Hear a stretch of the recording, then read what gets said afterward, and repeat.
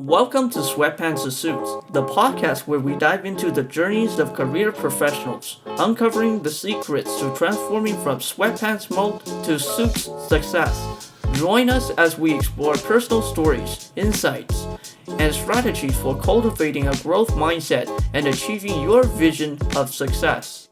I'm your host, Jerry. Are you ready to up your game? Let's dive in.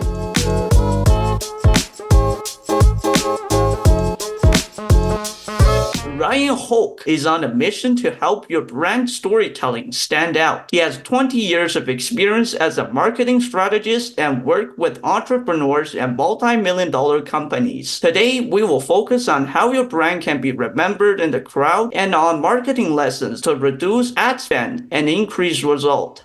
Ryan, it is an absolute pleasure to hear your story today. Can you just briefly tell us what made you interested into the marketing sector and how your story began? Yeah, so I started as a musician. I knew that I loved to be creative, and I spent some time doing that. And about the time that we were going to have our first child, I realized that I needed something that was a little more stable and a little more focused. And I had this moment of, do I do marketing? Do I do music when I went to school? And so I decided, okay, I've tried music. I enjoy music, but let's try marketing. And that has now been 20 plus years since I made that switch. And it started as a outlet for creativity. And it was an opportunity for me to do a lot of like design work and website stuff and beginning to craft ads and lots of print materials, things that were, we were always trying to figure out, how do we reach more people? How do we get people to show up to events, to show up for, public facing kind of things. So I spent some years in the nonprofit space, serving nonprofits with marketing rules and principles and deliverables. And then in the last 5 or 6 years, really kind of swung more into helping small businesses, physical stores, like mom and pop, small business kind of things, and online businesses, green energy firms. So it's kind of been a little bit of a transition and a journey with the creative in the art side of marketing, more now towards the consulting side and web development side. Wonderful story. It sounds like a transferable skill. And just out of curiosity, what's your favorite creative design tool? Is it Canva or do you use something else? So I spent the majority of the last 20 years using products by Adobe. There was times that I was 50, 60 hours a week in Photoshop, in Illustrator, lots of InDesign because I did book publishing and magazine layout and things like that. Nowadays, I spend much more time in Canva because it's more focused at ad creative and social media posting and things like that can all be done within Canva. And really, the tools have come so far that Adobe has its place, but it's not where I spend most of my time anymore. So what are some common mistakes that you see people make when they first market their product or service? Yeah, so one of the biggest struggles that I see is that businesses begin marketing before they've done the work of making sure the message they're going to share is clear. And so we spend money on ads, but we're sending them to a social media place or a website that has messaging that's not quite clear. So the biggest mistake that I see is that we really have to figure out, how am I going to clearly talk about my product or service before I ever run ads to it, before I ever start marketing it, and making sure that what we've actually are sharing communicates to our ideal audience, not just to us and the people who are immediately connected to us and know our products and services well. There's something called the curse of knowledge, meaning sometimes you're a little too close to it to have good perspective. And that's a struggle that a lot of business owners, especially small businesses, struggle with is they're so close they just assume the message makes sense to everyone, and it doesn't always. So that's one of the biggest first mistakes. And the second one is that we give up before we've repeated the message enough times for people to internalize it. There is a rule, and it is that it takes 7 to 11 impressions before your brain takes in a message enough to really make a good decision on it. You're going to have people on the extremes who are fast actors who, the first 2 or 3 times they see something, they're like, yes, I'm going to take action. And you got people at the far end who, the 20th time they see an ad, they're going to take action. But the majority of people are somewhere in the middle. And so it takes a lot of repetition of our thoughts and ideas. And so many businesses stop running social ads. They stop their Google ads before there's been enough repetition for people to really see it.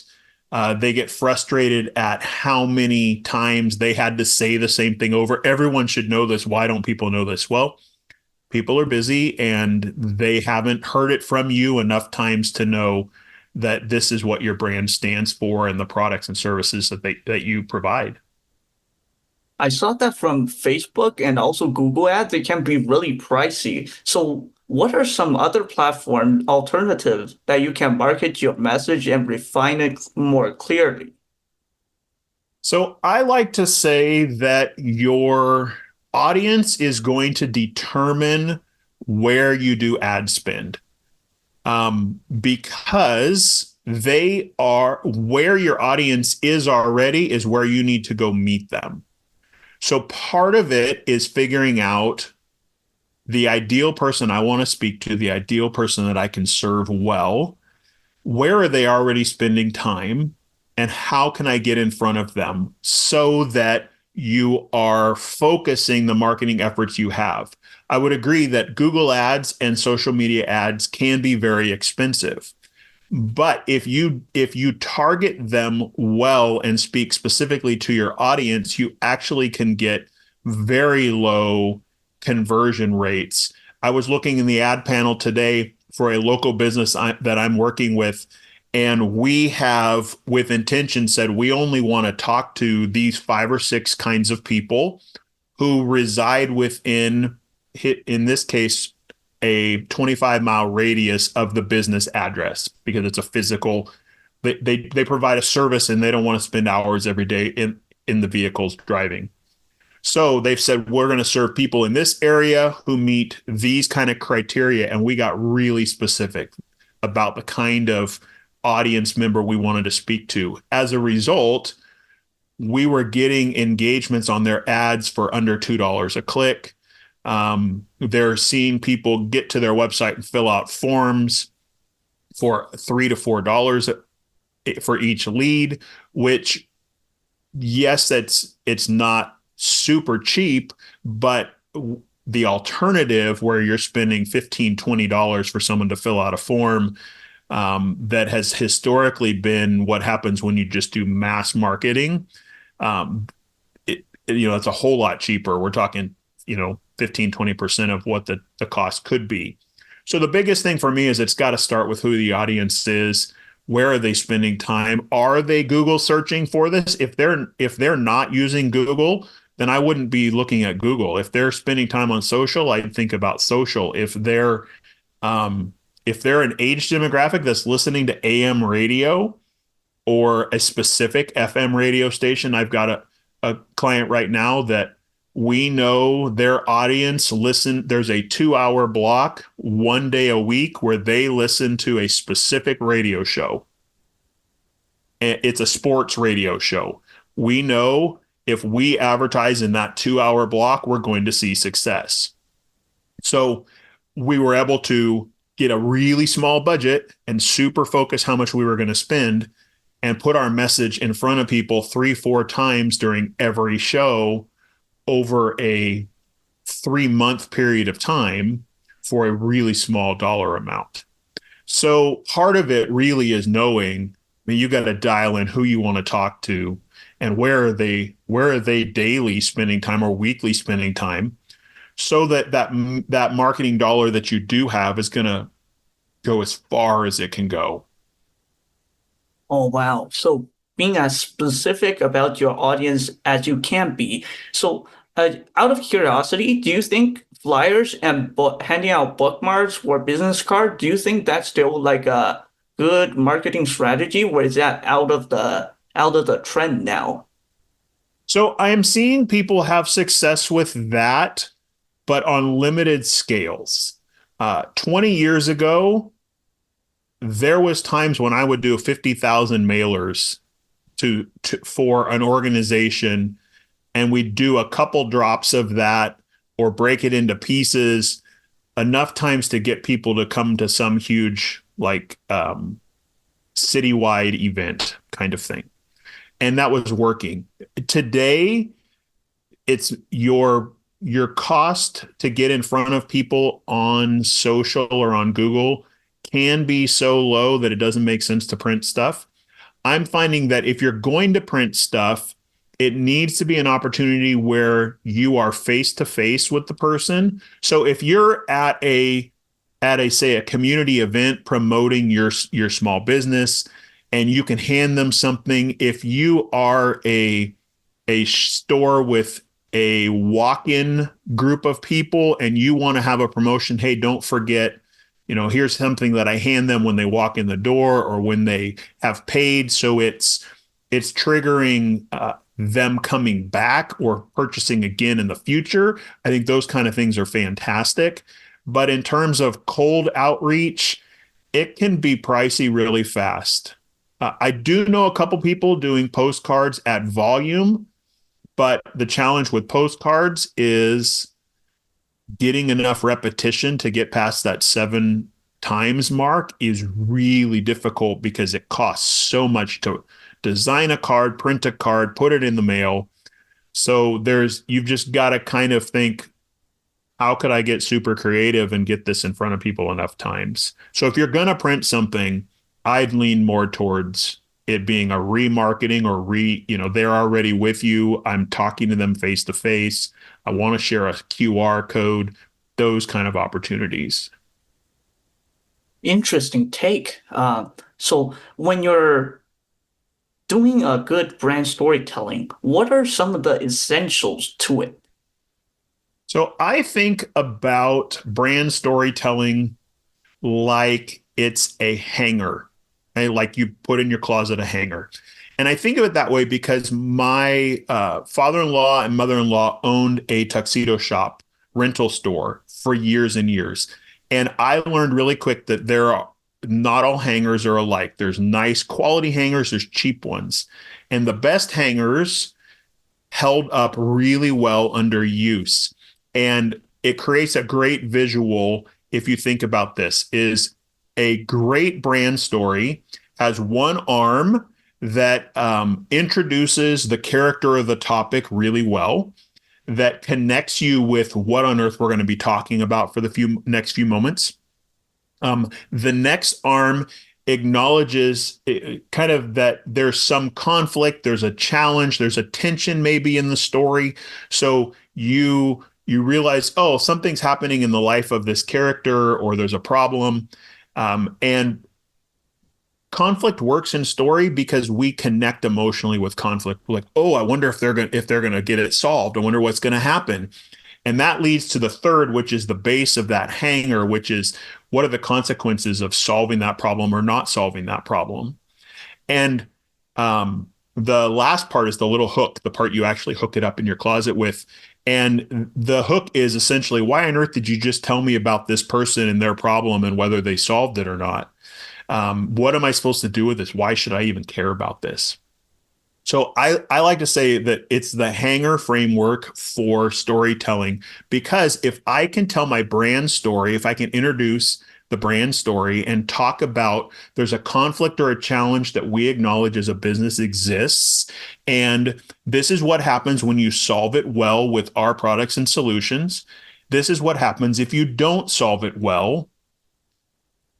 there's a nice little story arc. And the last part then is, how could you act? What do I want you to do with this story now that it's been told? So I call it the hanger story principle of, how can you walk someone quickly through a little bit of a story, something they might connect with and understand, and then make sure you have a call to action at the end.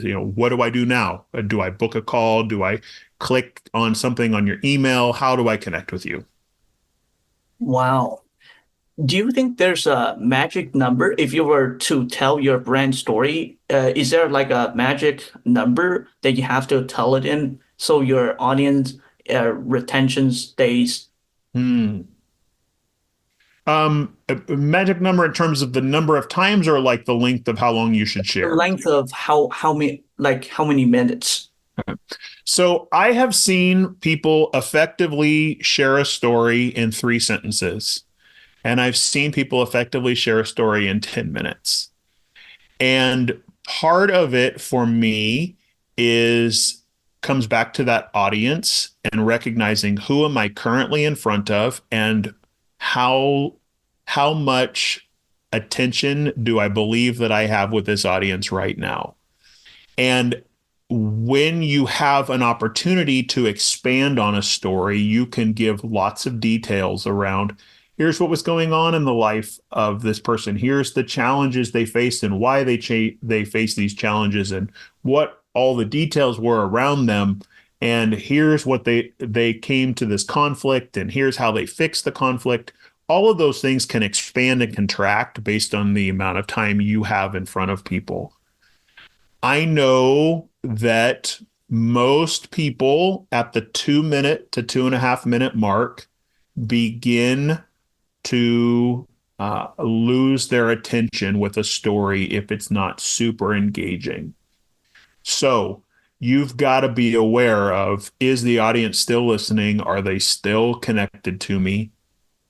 And then decide, can I keep going, or do I need to wrap this thing up and tell people, if they want to know more, where they should go to find more information? So ideally 2-3 minutes, but I've seen people on the far extremes. I have clients, we tell stories on social in 3 sentences, in 15 seconds of reading. And it's just enough to kind of hint at something to get people's interest peaked, and then send them to a YouTube video that's got a 3 minute version of the same story. That's why reels and shorts work, because it catches someone's attention and they go, oh, I think I want to listen a little longer. You've got podcasts that have stories that go 60 minutes and people stay engaged, but it's all because they understand that audience doesn't mind continuing on, and they're going to keep going with you. But for most applications, 3 minutes tops. 3 minutes tops. Okay, got it. Thank you. What are some key analytics that you pay attention to see if the brand storytelling catches the right audience? So I look at different analytics based on the type of marketing plan I'm doing. If I'm predominantly working on a website and the messaging for a website, I am looking at how many button clicks are happening, how many form submissions, because that immediately tells me our message is clear enough that people are taking action, or it's not clear enough and they aren't taking action. I'm also looking on websites of how long someone stays on a page and how many pages they read through. If it's on an email, I'm looking at clicks and replies. Social media, I'm looking at overall engagement. How long did they watch that video? Did they get 15 to 20 seconds in? Because I know that indicates that they were engaged if they get more than about 3 seconds into a video. Did they not just give me a vanity metric of a like or something, but did they do whatever I asked them to do? Did they send a DM? Did they respond? So I'm not just looking for a generic engagement is engagement. I want to know that the engagement that happens there is a meaningful engagement that's actually going to mean something to me as a business owner in terms of connecting someone to my brand as I'm sharing the story. Oh, so interesting. So different scenario, different analytics. Yep. And when you do have prospects, what is the best way to follow up with them? By email, by phone call, by direct messaging? I find that, and I heard someone reiterate this yesterday, that we're at a point where people want to respond the way they're already used to engaging with their friends and family. So we've got to, as marketers, as business owners, present options for people to engage with us. If I'm speaking to someone who loves to do text messaging, then text messaging is the way I should be going back and forth with them. If there's someone who wants to be in DMs, sending messages back and forth, that's going to be the best way to do it. And if it's someone who wants a direct phone call, then maybe it's a phone call or an email automation of some sort. The thing to think about with that is, with this audience, how do they usually correspond already? So if I'm speaking to a teenager or someone in their early 20s, I know they're going to probably use DM and text messaging. They're not going to use email, and they probably will never answer a phone call from my business.